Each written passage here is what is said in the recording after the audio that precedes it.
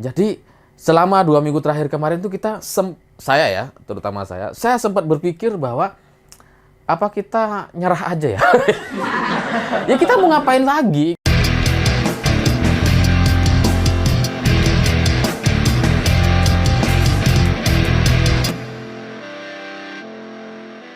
Selamat malam semuanya. Dalam 2 minggu terakhir ini saya mendapatkan satu pengalaman yang sangat-sangat luar biasa. Dan mungkin ini juga dialami oleh teman-teman sekalian dan banyak orang di luar sana.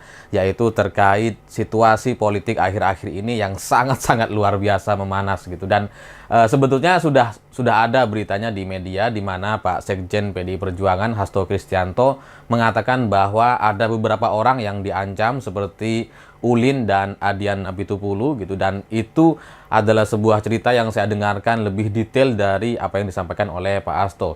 Jadi kalau saya dengar cerita-ceritanya ada lebih banyak orang yang mendapatkan pesan-pesan atau ancaman-ancaman itu, dan termasuk saya sendiri juga mendapatkan pesan-pesan untuk tidak melakukan sesuatu. Tapi dari pengalaman yang luar biasa ini gitu, saya akhirnya mendapatkan beberapa pelajaran, yaitu terkait situasi atau kondisi seseorang yang diancam.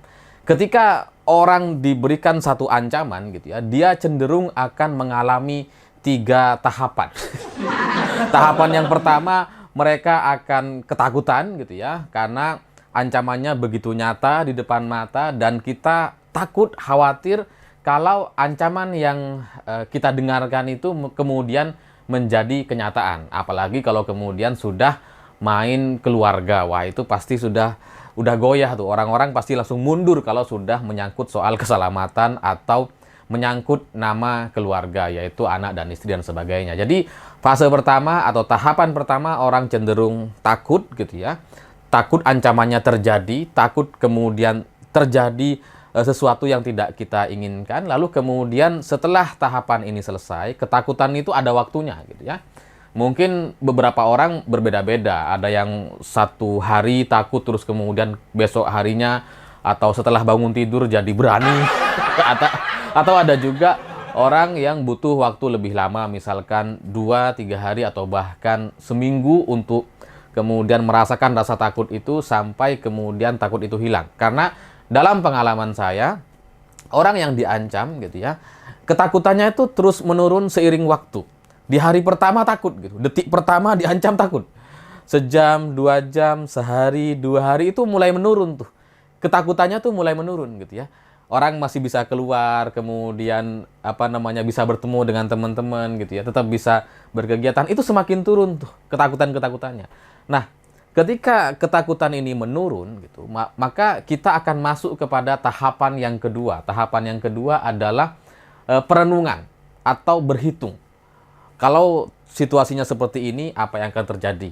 Kalau ini yang terjadi, apa yang bisa kita lakukan dan apa yang kita bisa minimalisir dari risiko-risiko yang mungkin akan terjadi. Jadi di tahapan kedua itu kita merenung dan berhitung gitu.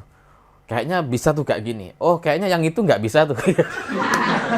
Nah, setelah merenung, berhitung, dan kemudian memikirkan terkait konsekuensi atau ancaman-ancaman yang didapatkan, gitu, baru kemudian selesai merenung ini, kita akan masuk ke tahapan yang selanjutnya, yaitu tahapan kesimpulan.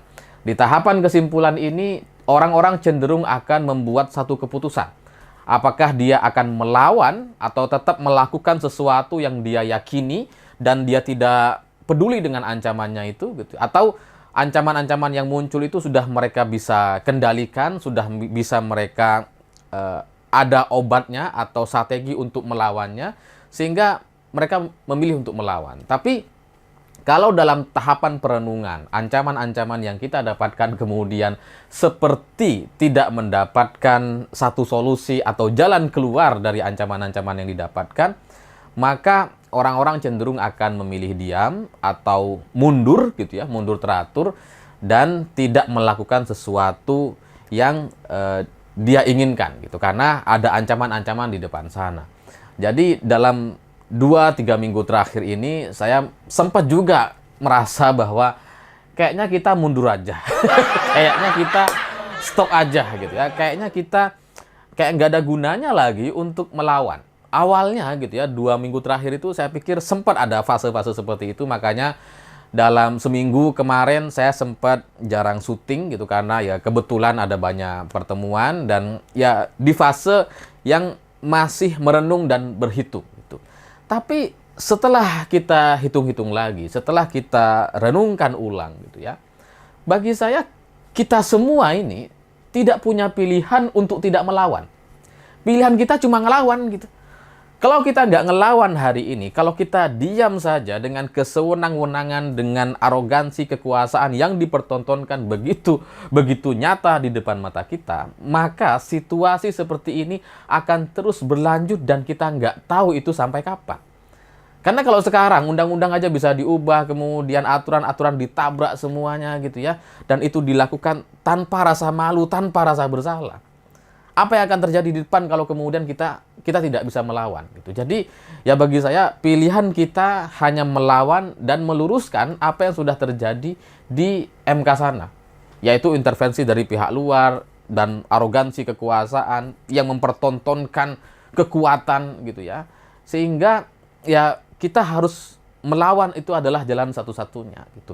Terlepas apakah nanti kita akan menang, kalah, dan sebagainya, yang penting melawan dulu gitu. Karena dalam 2 minggu terakhir ini, mental kita itu kayak dihajar habis-habisan gitu ya. Orang-orang yang relawan-relawan atau pendukung-pendukung pro Ganjar gitu ya, itu kan ya mendapatkan intimidasi dan ancaman-ancaman. Tapi di sisi lain gitu ya, secara psikologis kita juga dipertontonkan dengan drama-drama kekuasaan. Seperti misalkan Satpol PP kemudian menurunkan banner-banner Ganjar, menurunkan baliho-baliho Ganjar gitu ya. Tepat beberapa hari setelah para aparat itu diundang ke istana, kemudian terjadi operasi yang sedemikian masifnya. Jadi kalau kita ngelihat berita-berita di media, itu adalah sebuah drama yang sengaja dipertontonkan untuk membuat mental kita jadi down dan jatuh gitu. Karena kalau kita ngelihat gitu ya, bagaimana Abdesi kemudian melakukan deklarasi dukungan kepada Prabowo Gibran, lalu kemudian Bawaslu bilang, wah tidak ada pelanggaran pemilu dan sebagainya. Padahal jelas itu adalah deklarasi gitu kan. Yang itu juga dibantah sama Habibur Rahman, oh enggak ada deklarasi. Itu kan mempertontonkan kekuasaan yang bisa diatur dengan sedemikian rupa. Oknum-oknum di bawah gitu ya, yang nyopotin baliho-baliho Ganjar, banner-banner Ganjar, itu kan sebuah pertontonan kekuasaan gitu. Di sisi lain, selain menunjukkan bahwa oknum-oknum aparat ini bisa dikendalikan, dikerahkan dan sebagainya, di sisi lain ada banyak sekali lembaga-lembaga survei yang semula kita yakini bahwa mereka ini bisa memberikan data-data survei secara tepat dan akurat, ternyata kemudian menunjukkan bahwa data-datanya itu luar biasa jauhnya gitu ya. Seolah-olah beberapa lembaga survei itu kemudian menyebut bahwa Ganjar itu sudah tertinggal 10%, bahkan Prabowo katanya mencapai 50%. Ya nggak ada ya. Yang ada 43, berapa persen gitu ya. Jadi ini udah unggul tinggi sehingga ini bisa menang satu putaran. Jadi dengan kombinasi yang sangat luar biasa, bagaimana lembaga survei sudah dikendalikan gitu ya, sudah bisa memunculkan data-data yang sangat-sangat bertolak belakang dengan lembaga-lembaga survei lainnya gitu, di mana yang lain-lain sudah menunjukkan wah Prabowo sudah 43 sementara Ganjar jauh katanya tertinggal gitu ya. Terus kemudian dipertontonkan kekuasaan, bagaimana aparat bergerak di bawah gitu kan, mencopot-nyopotin baliho-baliho Ganjar gitu. Terus kemudian kita juga mendapatkan tekanan-tekanan, itu kan membuat mental kita ini sempurna ditekan. Jadi selama 2 minggu terakhir kemarin itu terutama saya sempat berpikir bahwa apa kita nyerah aja ya? Ya kita mau ngapain lagi kalau aparat kemudian sudah sampai pasang-pasang baliho untuk kubu lawan misalkan. Sementara di sisi lain baliho-baliho kita dihancur-hancurkan, diberangus, diculik dengan sedemikian rupa. Kita sudah sebegitu tertekannya. Kita mau ngapain lagi? Survei sudah banyak yang dikendalikan gitu ya. Sudah banyak angka-angka, kalau nggak mau disebut kendalikan, angka-angka yang menyebutkan Prabowo Gibran bisa 43%, menang satu putaran. Kita ini mau ngapain lagi? Sementara di sisi pribadi kita sudah ditekan dan diancam-ancam. Tapi dalam perenungan yang cukup panjang bagi saya kemarin gitu ya, saya akhirnya menyimpulkan bahwa ini bukan lagi soal menang dan kalah, ini adalah soal sebuah sikap dan keputusan yang harus kita ambil, bahwa perlawanan itu, perlawanan kita semua kepada orang-orang yang bertindak sewenang-wenang itu harus kita tunjukkan, harus kita sampaikan dengan sangat lugas. Agar apa? Agar mereka mengerti bahwa kita dengan situasi yang seperti itu masih mampu untuk melawan. Saya pikir itu.